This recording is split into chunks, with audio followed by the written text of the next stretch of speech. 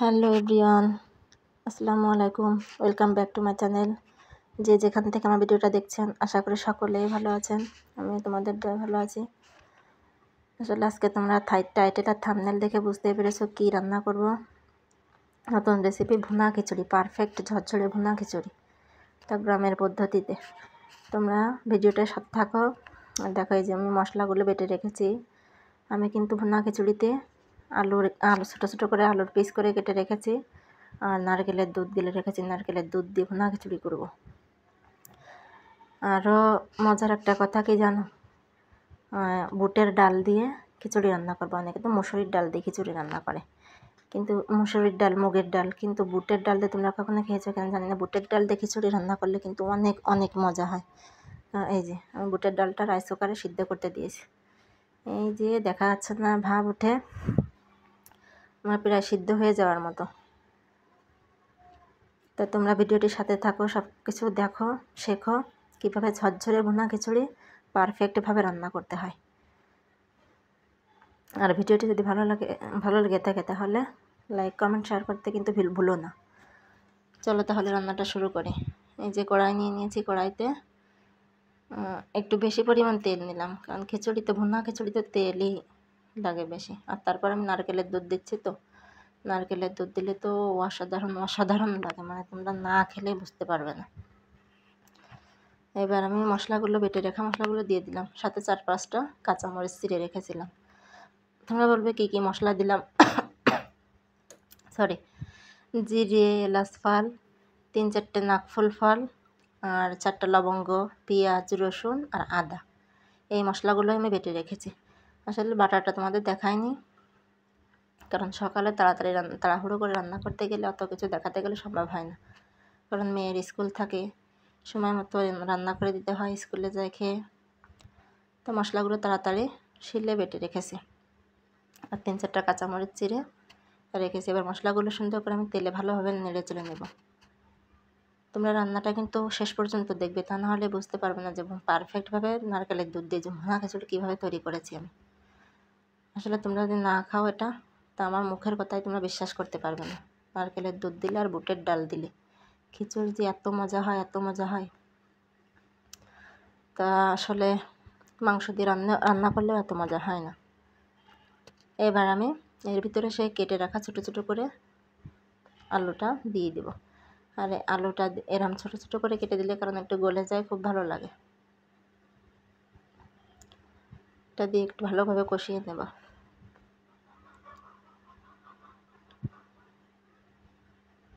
সকালবেলা আসলে মেঘে অন্ধকার হয়ে গেছে, বিদ্যুৎ নেই, তার জন্য একটু অন্ধকার অন্ধকার লাগছে। এবার আমি ধুয়ে রাখা, পানি নিংড়ে রাখা ঝরঝরে সেই চালগুলো দিয়ে দিলাম। এবার ভালোভাবে চালটা একটু কষিয়ে নেব। নারকেলের দুধটা কখন দিই, কীভাবে রান্না করি, তোমরা প্লিজ সাথে থেকে দেখো। আসলে একটা ভিডিও করতে যে কত কষ্ট হয়, এডিটিং করতে, তোমরা যদি সেটা না দেখো তাহলে আসলে একজন মানুষের পক্ষে সফলতা সন্ন্যাসী করে যাওয়া কখনোই সম্ভব না। তাই একে অন্যকে সাপোর্ট না করলে কিন্তু কেউ এগোতে পারবো না। তা আমরা সবাই মিলে, সবার সাথে থেকে একে অন্যকে সাপোর্ট করব। এই যে ভালোভাবে চালটা কষিয়ে নেব। চালটা যত কষাবো তত কিন্তু ঝরঝরে ভাত হবে। সুন্দর করে কষিয়ে নেব, বেশি পর্যন্ত কষালে, কারণ ভাতটাও ঝরঝরে হবে। কালারটা দেখো কত সুন্দর কালার এসেছে। আমি কিন্তু কোনো গুঁড়া মশলার ব্যবহার করিনি, আর এতে কোনো গুঁড়া মশলাও লাগবে না, কারণ আমি নারকেলের দুধ দিচ্ছি, সাথে বুটের ডাল। আমি এখানে 3 কৌটা চাল নিয়েছি, আর 1 কৌটা ডাল, মানে 250 গ্রাম, মানে 1 পোয়া বুটের ডাল নিয়েছি। তোমরা পানিটাও পরিমাপ করে দিবে। 3 কৌটা চালে 6 কৌটা পানি দিবে, আর ডাল সিদ্ধতে যাতে যে একটু পানি থাকে তাতেই হয়ে যাবে। তাহলে ঝরঝরে ভুনা খিচুড়ি হবে। যে কৌটায় চাল দিবে সেই কৌটার পরিমাপ পানি দিবে। এই যে আমার চালটা কিন্তু প্রায় কষানো হয়ে গেছে। এবার আমি পানি দিয়ে দেব। আমি কিন্তু সেরকম পরিমাপ করে পানিটা দিয়ে দেব। তার আগে আমি এতে নারকেলের দুধটা দিয়ে দেব।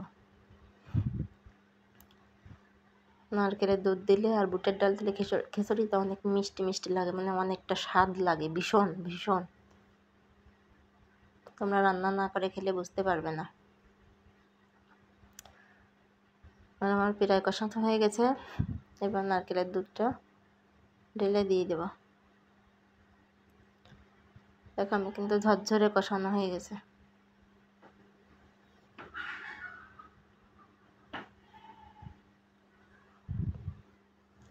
নারকেলের দুধটা দিয়ে দিলাম।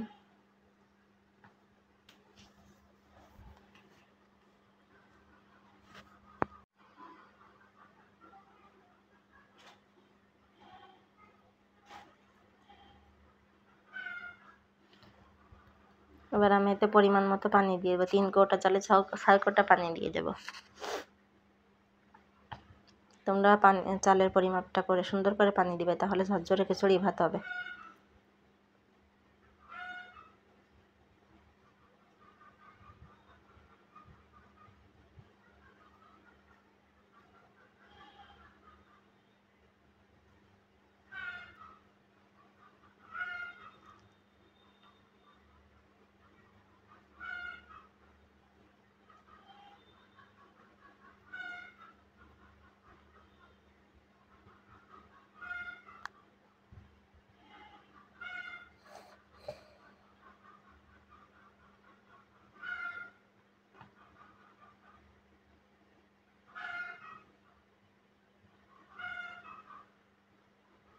যে আর আমি এতে ডালটা সিদ্ধ করে রেখেছিলাম, এই যে বেশি সিদ্ধ করিনি, একটু হালকা হালকা শক্ত রেখেছি। চলো ভালোভাবে জাল দিই। ডাউলটা কখন দিই তোমরা কিন্তু প্লিজ খেয়াল করে দেখবে, তা না হলে কিন্তু বুঝতে পারবে না।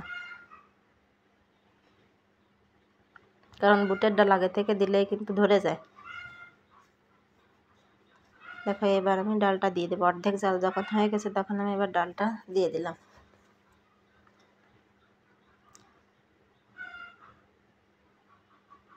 ডালটা দিয়ে কিন্তু রেখে দেওয়া যাবে না, বারবার নাড়াতে হবে, তা না হলে কিন্তু তলে থেকে লেগে যাবে।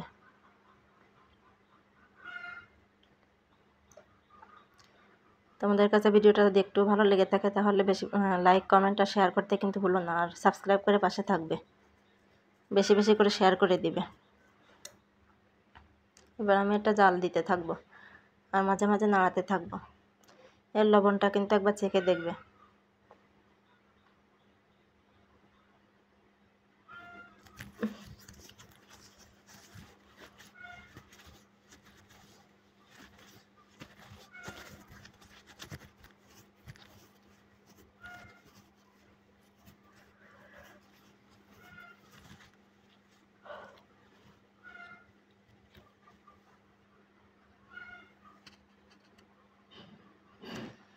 খিচুড়ি ভাতটা প্রায় কিন্তু হয়ে গেছে। এই যে দেখো কত সুন্দর কালার হয়েছে আর কি সুন্দর ঝরঝরে ভাত হয়েছে। তোমরা প্লিজ আমার এই পদ্ধতিতে বাড়িতে একবার ট্রাই করে রান্না করে দেখবে আর খেয়ে আমাকে কমেন্ট করে জানাবে কেমন হলো। হ্যাঁ দেখো কত সুন্দর ঝরঝরে খিচুড়ি হয়েছে। তোমাদের কাছে অনুরোধ রইল ভিডিওটি টেনে টেনে না দেখে সম্পূর্ণ দেখবে আর বেশি বেশি করে লাইক কমেন্ট এবং শেয়ার করে দিবে। আর যারা নতুন বন্ধু তাহলে তারা সাবস্ক্রাইব করে আমার পাশে থাকবে। দেখা হবে পরবর্তী কোনো ভিডিওতে। ততক্ষণ সবাই ভালো থাকো, সুস্থ থাকো।